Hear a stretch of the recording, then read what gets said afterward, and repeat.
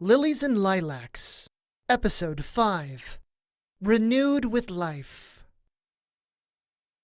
Once upon a time, Autumn Bliss was a sleepy little town in the middle of nowhere, where not much excitement happened. The presence of a dragon changed the very dynamics of the city. Adventurers flowed through the streets like salmon in a river. It was like the tales Tessica had heard as a child. Excitement saturated the air, and even locals like her were empowered with a newness and wonder. Tessica had just stopped by the distributor that morning to place her order for food and alcohol for the week. Lilies and Lilacs wasn't about to run out quite yet, but business was so good that stocks were starting to dwindle. Today was a clear day, with a lovely autumn breeze blowing through the city. Autumn had some of the most beautiful sights to see. Maybe that's why the town had gotten its name. For Tessica, she had always known the annual beauty, and it was her favorite time of year. Tessica entered the tavern and waved to Morden, who was behind the bar. Hey, Mr. Cartwright said he's going to bring our order a little before noon. Would you mind helping him unload it all before heading to lunch? Sure. If Bonta comes early, I'll ask her to wait for me to finish. Thank you. How are things going, by the way? Between you two, I mean. I don't mean to pry. I'm just curious. A wide smile creased Morden's face, and he leaned against the bar. Oh, I mean, I am quite happy. Bonta is the absolute best. She's kind, hardworking, and now she's thinking about going into business for herself. I told her I'm so proud of her, and I'll support her 100%. When I told her that, she smiled so broadly. I would lift Autumn Bliss over my head if it meant seeing her happy. By the way, you and Phonica really inspired her. Oh, if she didn't hear it from us, she would have eventually heard it from someone else. The universe is simply talking to her through us. She's lucky to have you two as friends. Meh, we're the lucky ones. She's also lucky to have you. I hope so. And I hope I make her happy. I love her. Oh my goddess, that is so cute. Have you told her that? Oh yes, we've confessed our love for one another. Trust me, you will make her very happy. The door opened, and a group of 4 adventurers walked in. Tessica immediately recognized the cleric. Buck, you're back!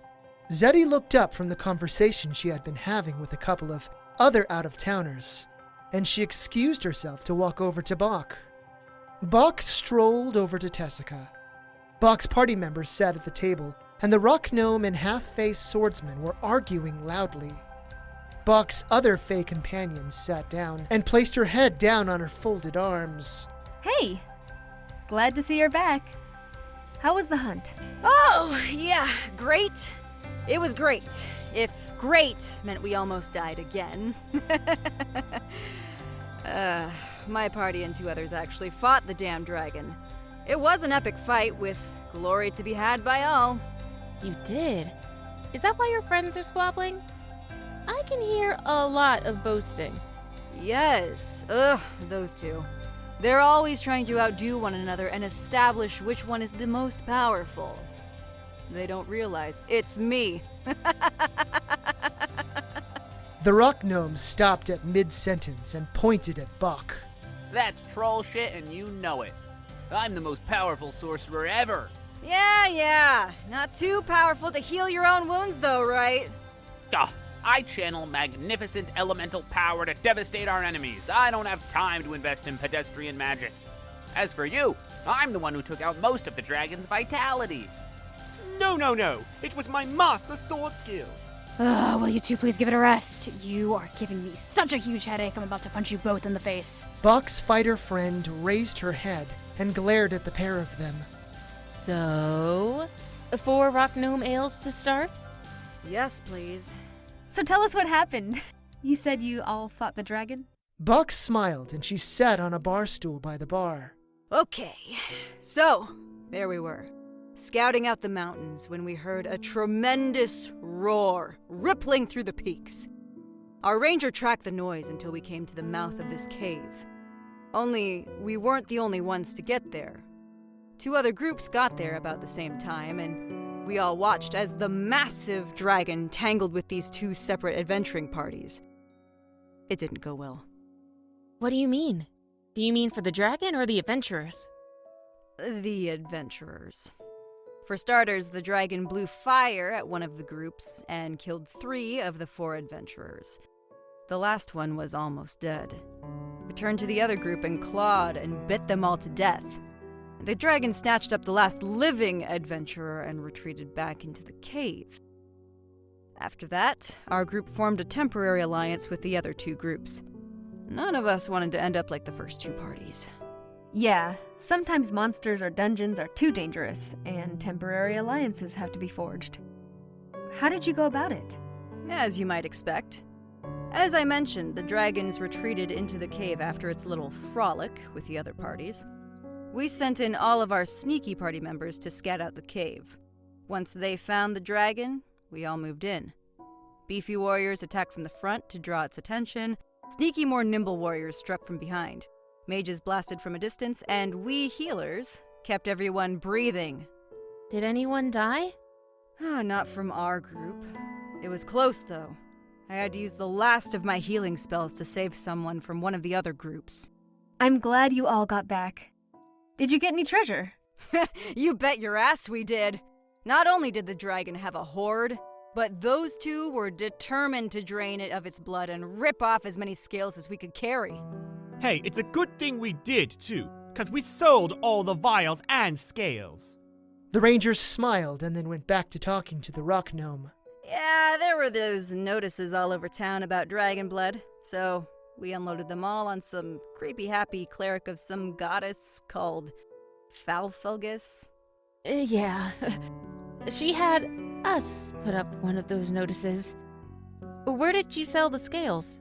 We sold them to various stores in town. Most of them went to some garden place. Garden? Like the goddess's garden?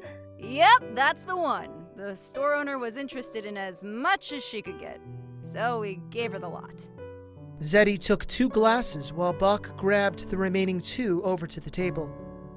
Tessica waltzed over to another table where a very handsome man sat alone. The man was dressed in some well-maintained traveler's attire, which consisted of some clean slacks, a leather jacket, a pair of leather boots, and a pair of leather bracers. When Tessica walked up to him, he grinned. Well, hi there. I'm Tessica, and I own this little place. I don't believe I've seen you here before. Welcome to Lilies and Lilacs. What can I get for you? Good afternoon. My name is Varkas. This is my first time here, and I'm only traveling through Autumn Bliss, I'm afraid. It is a lovely town. Do you have a wide selection of ogre wines? We have 3 reds and 2 whites. The reds we have are the Ogre Bliss, Ogre Sunset, and Ogre Velvet. For the whites, we have Ogre Crisp and Ogre Snowberry. Are you an adventurer?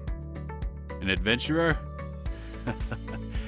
No, that sort of work is too dangerous for me. I like jobs that are straightforward. May I please have a glass of your Ogre Crisp, please? And do you have any food I could purchase? We have some lovely beef stew that we just made this morning.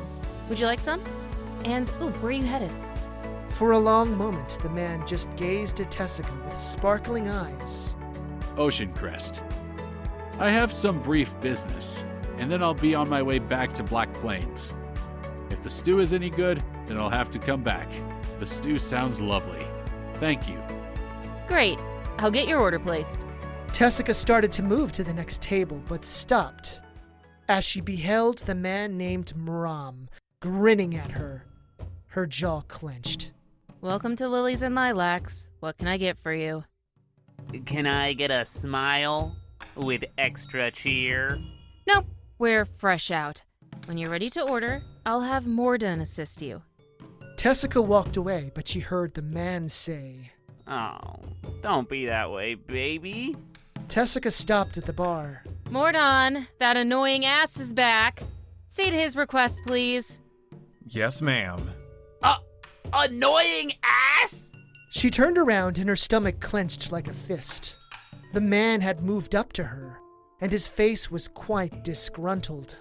Why are you being such a bitch? I'm being nice to you, and you're not giving me a chance! Oh, you want a chance, do you? Okay, I'll give you a chance. To get out, or I'm going to kick your ass. I'm not interested in you, and you're not going to insult or harass me in my tavern. Oh, you're going! Zeddy grabbed the man by the back of his neck and squeezed. At first, the man named Ram wilted, and then he grabbed his long sword hilt. He stopped, though, when one of the points of Bach's Morningstar pressed against his nose. Mram held his hands up in submission, and then Zeddy grabbed one of his arms and twisted it behind his back. Ow! You bitch! Zeddy twisted harder. It's safe to say you're not welcome back, ever. Boss, we'll be right back.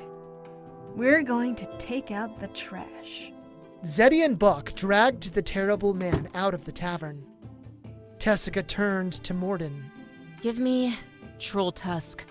Morden pulled out a bottle from behind the bar and poured some of it into a small shot glass. Tessica brought it up to her lips and then drank it. The hard liquor burned a little as it went down, and it made a bonfire inside her chest. She breathed a heavy sigh of relief. Would you like another? No, I should be good. Ugh, goddess, I swear, greasy men like that are as unwanted as a goblin spring. The door slammed open, and a man stood in the doorway. He had a crazed look in his eyes, and his mouth formed a sneer. As Tessica locked eye contact with Sason, a winter freeze chilled her heart. The man reached to his belt and drew a dagger. You little bitch! You got me fired! Die! Sason, the former guild representative, started to charge toward Tessica. For a moment, time slowed down to a creep. He got closer to her, and all Tessica could do was watch. Bach's companions leapt toward Sason as soon as he started to move toward her. Someone in the room loosed an arrow from a bow.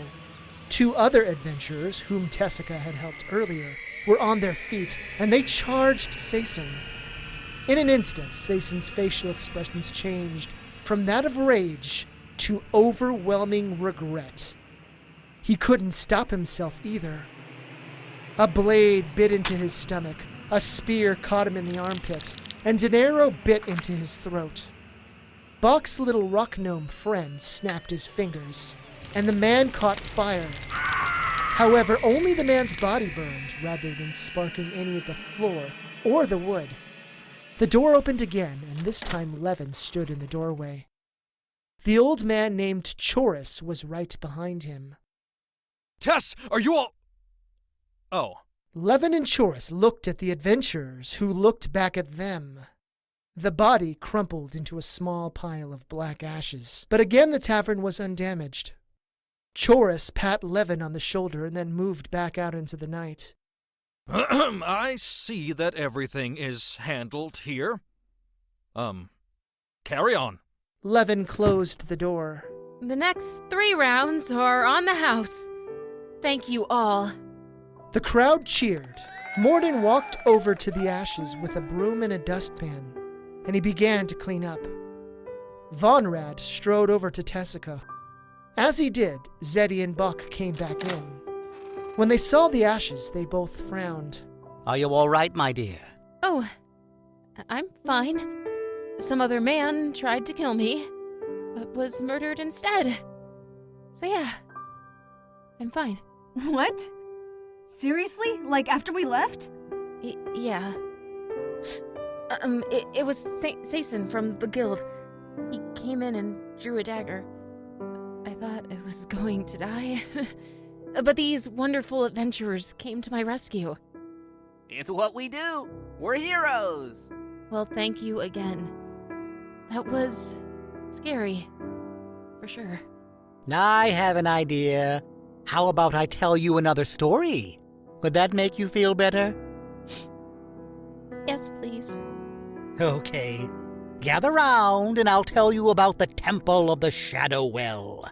A great hush fell over the tavern, and all of the adventurers in the room locked gazes on Vonrad. It was funny, but perhaps his story had been key to finding the dragon lair. And maybe, just maybe, it could be the same for this Temple of the Shadow Well. When I was about 21 years old, there was a crazy cult that had started to terrorize the city. The cult called themselves the Children of Lorvok. Wait. Lorvok? As in Lorvok, the Baron of Shadow Demons. Well, yes, the very same. You see, apparently there was an ancient temple to the demon god that predated Autumn Bliss itself. No one knew it existed until after the dragon attack. You see, much like what's going on now, adventurers began exploring the area to see if they could find anything else worthwhile in the area. Well, they did. Vonrad paused and looked at Morden, who stood behind the bar. The young man blinked and then realized why old Vonrad had stopped. As soon as he poured the old man a drink, Vonrad began speaking again. The Temple of the Shadow Well was a massive complex, built in the middle of the woodlands. The woods are very dangerous, mostly because of the taint of the temple itself. Anyway, the adventurers of old accidentally found the temple, and the cultists began hunting the adventurers. Hunting them? No way. Yes, the cultists were taking the bodies of the adventurers for their dark rituals and keeping all of their loot. In fact, not only was there a mini war between the cult and the adventurers as a whole, but your grandmother went to fight the cultists as well. Wait. That's the quest that brought my grandma here? She never wanted to talk about it. And understandably so. It was her last quest.